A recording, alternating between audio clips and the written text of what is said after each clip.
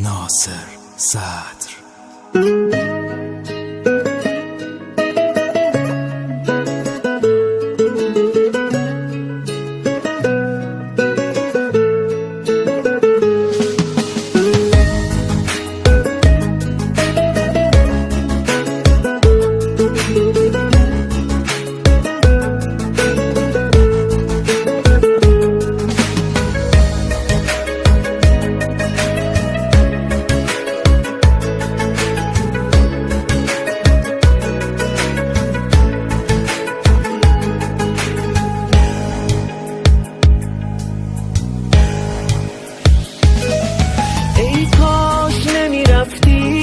به پای تو بسوزم، موندم سر حرفم، سر قولم من هنوزم.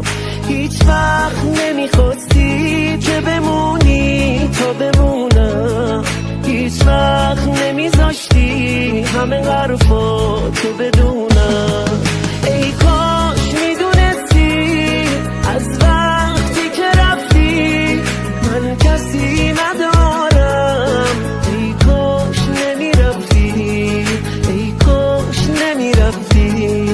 ای کاش میدونستی از وقتی که رفتی من کسی ندارم.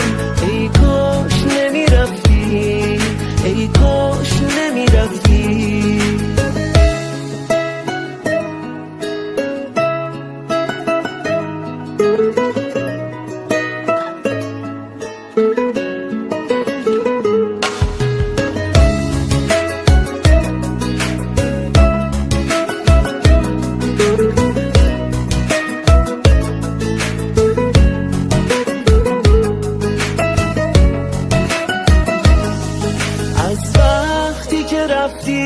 دیگه چشمام سو نداره، این خاطره تلخ منو تنها نمیذاره. خیلی سوت و کوره خونه بی تو گل نازم، من فکر نمی کردم توی این بازی ببازم. ای کاش میدونستی از وقتی که رفتی من کسی ندارم. ای کاش نمیرفتی، ای کاش نمیرفتی، ای کاش